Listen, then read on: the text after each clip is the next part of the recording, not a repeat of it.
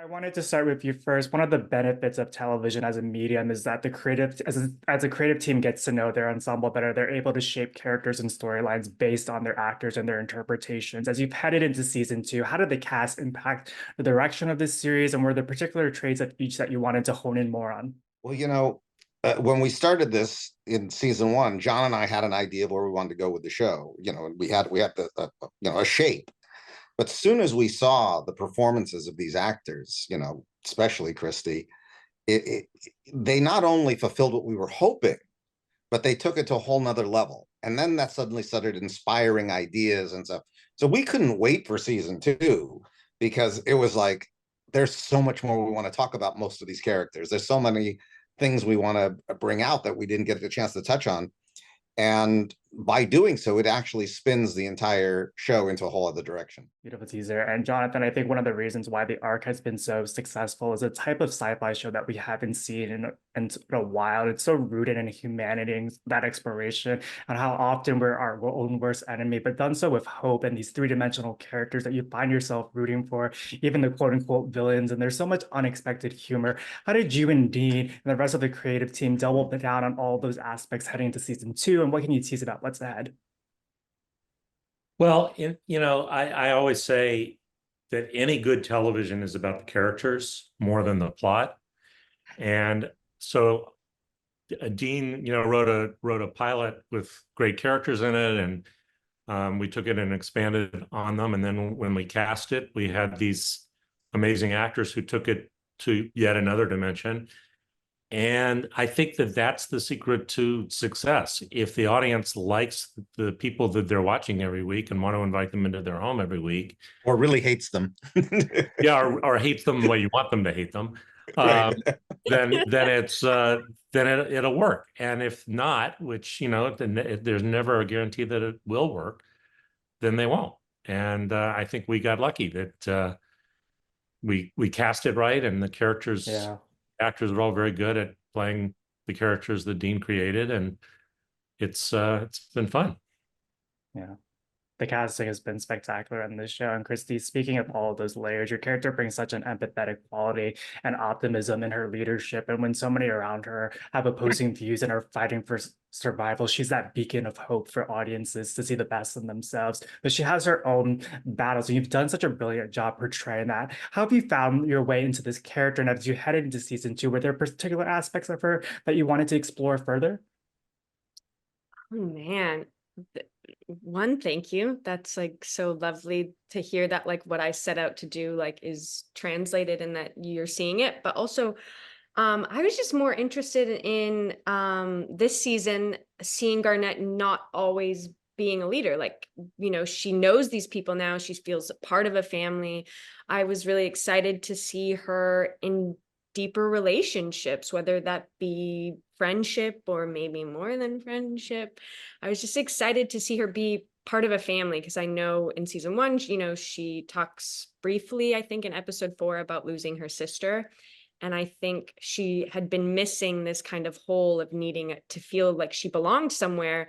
And it's kind of lovely to give that message to fans that like, hey, even the outcast can be part of a wild bunch of misfits and find their place too.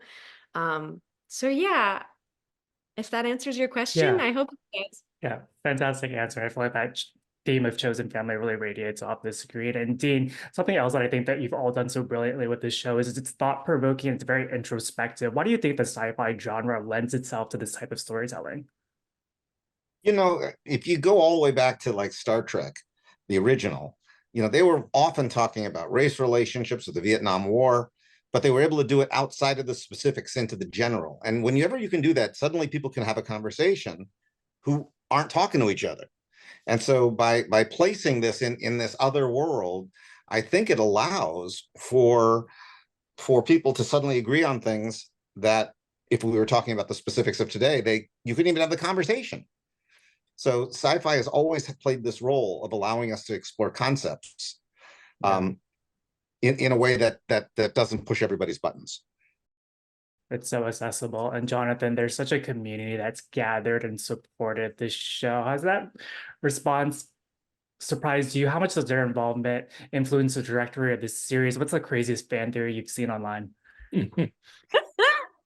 Oh, there've been a lot of crazy ones. I don't really want to, I don't want to single anybody out, but I love watching the fan reactions. I think, that's who we do the show for. And so, it upsets me when they don't like something, and it makes me very happy when they do like something.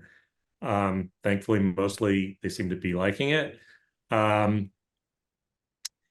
do enjoy watching their theories and seeing how wrong they are or how right they are in some cases. And I wish I could be, have a camera on their TV watching their faces when they see the reveals of the answers. That would be fun to do. But I do, it's fun to live tweet sometimes with them and see how people are responding. Yeah, you get that instant reaction. And Christy, we Yeah. were talking about chosen family earlier. It really radiates across the entire series, and that chemistry is so palpable on screen. How have you all been able to push each other as collaborators heading into season 2? And how have you built that bond so quickly? I think because I forced them all to hang out with me. They were like, we don't really like this chick, but I forced them. Like, I'm like, you can sit here. No, we all just, I think, Dean has said this before, but like one of his superpowers is casting. And I think he really does an incredible job at casting people that are like, have an essence or a something that is remnant of these characters already. And I mean, what you see on screen is literally what we're living. We go to summer camp or winter camp or whatever time of season it is when we shoot the show, and really like have a ball. Like, we really love each other. We have fights. We are a family. Like, it's what you're seeing on screen is really what's happening in real life. And it's like, yeah, it's so fun, and it's so open. Everyone always has ideas on set that then like makes the thing that you're making even better than you ever could have possibly imagined. Or sometimes me and Reese will call each other when we're filming and be like, so like, why do you think why do you think Garnett does this, and why do you think Lane does this, or why do you think this happens or that? And we too are fans of the show when we're reading these scripts going like, oh my gosh.